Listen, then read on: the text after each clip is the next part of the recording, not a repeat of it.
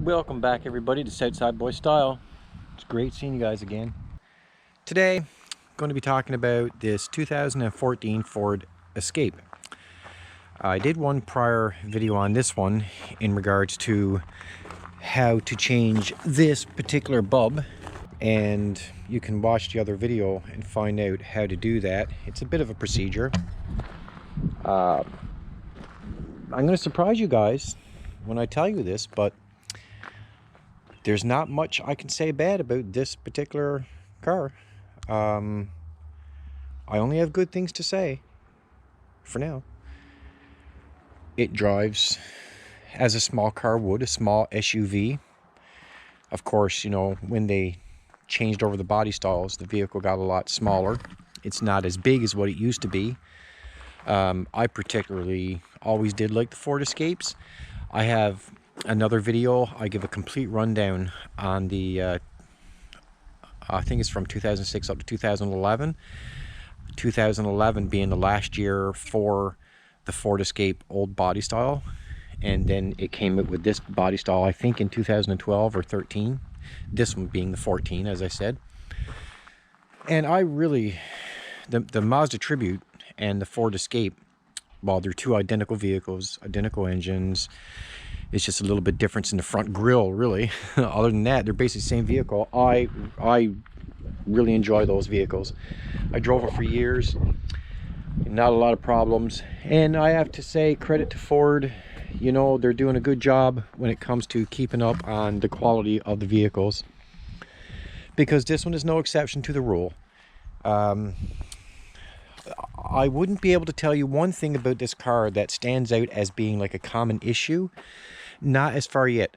I've had this car now for a year and a half, and the only issue I had with this car was the steady bearing, I think that's what it's called, in the dry shaft, and that was actually covered under warranty, so that didn't cost me anything, and it never gave no problems after that.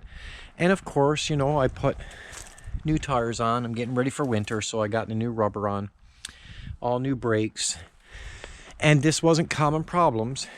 You know, you own a vehicle, you have to do your maintenance on them, and it was just a routine maintenance to put new tires, new brakes. There's been no major issues to even tell you guys about, so I still stand firm on purchasing a Ford Escape. Now, I don't know what the newer ones are like, because they changed the body style again. I think it's like 2018. After 18, they changed the body style a little bit again. But I have a good feeling that they're still keeping up their standards. So kudos to Ford. They're doing a good job with these particular models, Ford Escapes. I can't speak on behalf of other models because I haven't had them. I haven't drove them, and I wouldn't give an opinion on a vehicle that I didn't drive for a while to see what it's like. This one has the panoramic sunroof, as you can see. So, and that's all fine. I mean, it's a small car, so it's not going to be very spacious inside. It's a small car. You wouldn't expect it to be. And I'm tall, so my seat needs to be back a fair amount.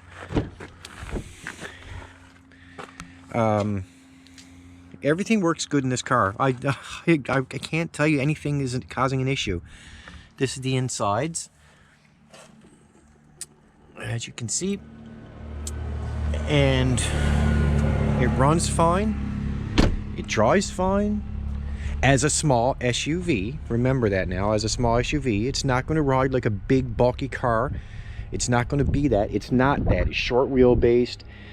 So it's going to be a little bit quick on the bumps. You know, that's just the style of the vehicle. That's not a problem or a default in the vehicle. That's just the size of the vehicle. It's lightweight, small, so it's going to be a little bit quicker on certain bumps and stuff like that. Road conditions. The all-wheel's fine. I used it all winter. Car is nice and sturdy in the snow. I'm here in Newfoundland, where wintertime is, you know, harsh. It's a harsh climate here, so it stood up good to that. And this is one of the harshest places you can have a vehicle, is in Newfoundland in the wintertime. And it really stood up to it. And I'll pop the hood for you guys now. Let you look inside. this is actually one of our taxi cars. We're using it as a taxi car. So there you go, right? It's getting used. It's definitely getting driven. I always have trouble finding the little latch for these. It's right there. A few leaves on the fly.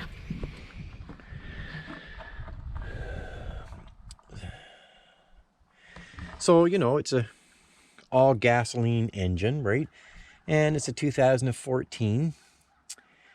And it's just a little engine. It's the 2 liter. So it's the 2 liter engine. And it's the EcoBoost. I mean, I'm just telling you what I see here. And I'm telling you guys, this hood doesn't have to be open very much. Only to check the oil, you know, do your ordinary checking of your fluids and stuff. It's a good little car. So, you know, I recommend now this car at 2014 is still a $15,000–$16,000 car. This particular one we got for 12 grand, so I actually got a good deal on it, and that was a year and a half ago at 2014. So, you know, it's worth it in my opinion. It's a good little car. And this one right now, as it's been a taxi car for almost 2 years, a year and a half, it's up over 200,000 and it's running strong. I'll grab the keys now and show you guys the miles on it. So I got the keys right here. I'm going to start it up, show you guys how many kilometers. It's comfortable to sit in. It's a lot of room. I'm pretty comfortable. Everything like that is fine. You know, I keep it clean. It's a taxi car. Customers get in this car, so I keep it nice and clean as possible, as you can see. And it's nice inside. The only thing, I know they changed this. I actually watched a video. I'm not sure if the video was from Ford or from the designers, but I did see a video last year. They actually, the model 2018, I think, 17 or 18, they actually moved the gear selector back down here, and they actually have a console here now, so you can have more storage. Because if you notice, there's actually no storage in these cars up here. You have your door pockets, of course, you have your door pockets, but other than that, there's not much storage, and they changed that. So you see, again, they're probably listening to what people say, and so they fixed it. Okay, so, you know, starts up pretty nice, shows you the Ford emblem, connects to my iPhone. It all works good. I like the heater. You can also control the heater from the climate control system up into touchscreen. As you can see, that's all fine. It pairs with the phone perfectly. It remembers what music you left off at on your phone. All that's good. And it's telling me I have a pressure sensor fault. I know that. Just press OK. That clears that. So as you can see, on this one now, there's 277,334 kilometers. Now, Americans, that's kilometers, not miles.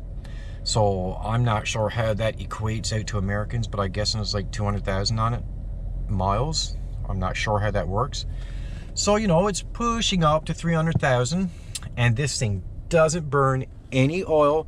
There's never an issue. I told you, the only time we ever got to open the hood of this car is just for regular maintenance and just checking fluids and stuff. Hey, my phone battery is low. It's 21 degrees here, October the 22nd, in Newfoundland, Canada.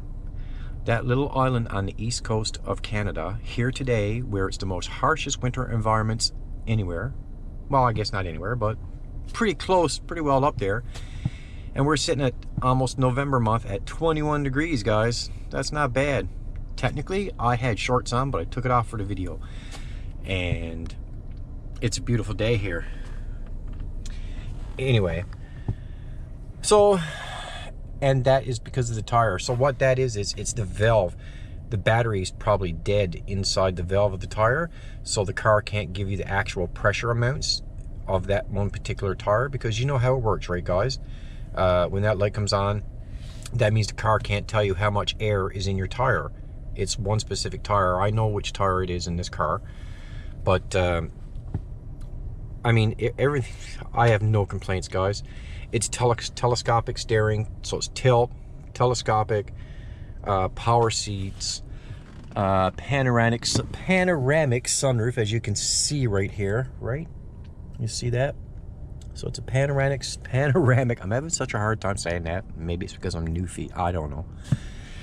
And you know, you can close the casing of the actual panoramic sunroof, so you don't have to see everything. You hit it again, it'll completely close. You see that? Now you don't have to have it open. Me, I like having it open. I live life on the edge. Just joking, guys. I mean, that's all fine. Sunroof works nice. Everything works good. It's all LED lighting inside. Illuminates nice on the inside. I enjoy this car. It's okay. It's a good car. So, yeah, I'm trying to think here. I'm trying to think of anything I could say about this car, but there's nothing I can say. So I know a lot of you guys are saying, wow, this guy's not complaining about this Ford Escape. Well, guys, I've liked the Ford Escape since they first originally came out, and this car is still keeping up to the standards of those other vehicles. It's good. And there's no way, I would never say that that's good. Oops, sorry, guys. I would never say that that's good. It's okay. And I told you I'm not going to run these cars down anymore, those Equinoxes, but this is by far 100 times better than that Chevy Equinox. So Chevy, you guys need to up your game and start looking at what Ford's doing, right? They're making good cars, you know, reliable engines. Look at this little 2-liter 4-cylinder engine as a taxi car, as a taxi vehicle at almost 300,000, as you can see. And it's running strong, man. It's running good. It's running strong. There's no issues. Changed the brakes, replaced the brakes in it one time in the last year and a half, and this car doesn't stop. This car is always traveling.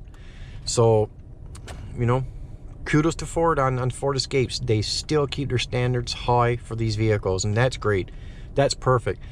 Because, guys, when the Ford Escape changed their body style in 2011, at the end of 2011, I was heartbroken. I was like, oh my god, I just lost one of my favorite vehicles, the other being the Chevy Impala, as far as 2011. 2008 of the Chevy Impala is actually my favorite. You guys will see that in another video.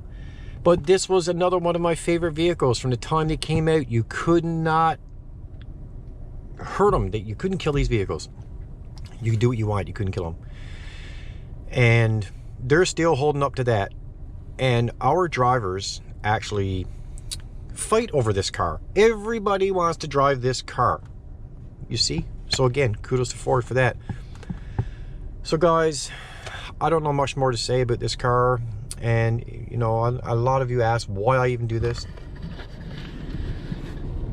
Well, why I do this, if one of you guys go out and buy a car, and if it's a car I've made some kind of report on, some kind of rundown on, if I can help somebody buy a decent car, why not do it, right? Ford Escape, you can't go wrong.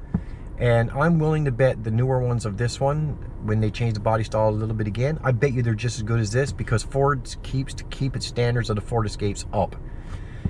And there was only minor issues when it comes to any Ford Escape back in the day. I mean, there was never nothing serious, and you guys can check back. I have other videos that I talk about the Ford Escapes, the older models.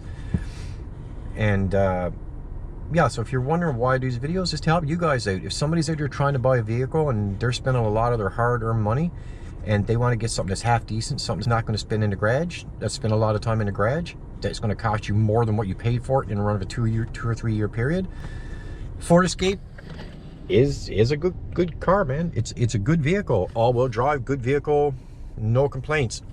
If somebody was asking me, saying they're going to spend $15,000–$16,000 on Chevy Equinox above 2011,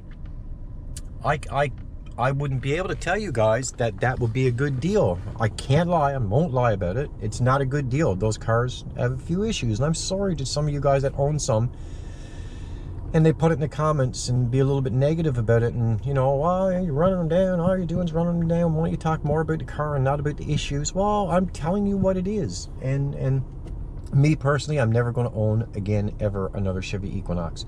Ford Escape every day of the week, no problem. I'd love to have 50 of these cars. I'd love to have 50 of the Chevy Impalas 2008s. And that's just the way it is, right? Good is good, bad is bad, not so bad is half decent, okay? If that makes any sense, I don't know. But this is good. This is good. So kudos to Ford Escape. So guys, I'm going to jump right into another video, but you won't see that one till next week. You're going to see this one maybe by, I'll say Sunday on October the 22nd, 2022. And that's when you're probably going to see this video. And the next video I'm getting ready to do now, it's going to be a good one actually. It's going to be another vehicle rundown, and I have to do something with the vehicle, but it's another good vehicle. And you guys are going to have to wait till next week to see that one. And that's all I'm going to say about that one. So guys, thanks a lot. As I always say, thank you very much to all the new subscribers and the old subscribers that keep watching the videos. I really appreciate it. And keep hitting those likes, because you know that brings up the algorithm. If you want to make a comment, go ahead and make a comment. It boosts my channel. If you don't know what to say, just give me a smiley face down in the comment section. That's perfect. That helps me a lot. And remember guys, I'm almost monetized, and I'm doing this for you guys, so why not, you know, boost me up a little bit, let me get up there. If I can make $5, there's nothing wrong with that, right? I am giving a little bit of entertainment sometimes. I am giving you information on cars, truthful, honest information too. So I'll see you on the next one, and Southside Boy Styles out. Peace.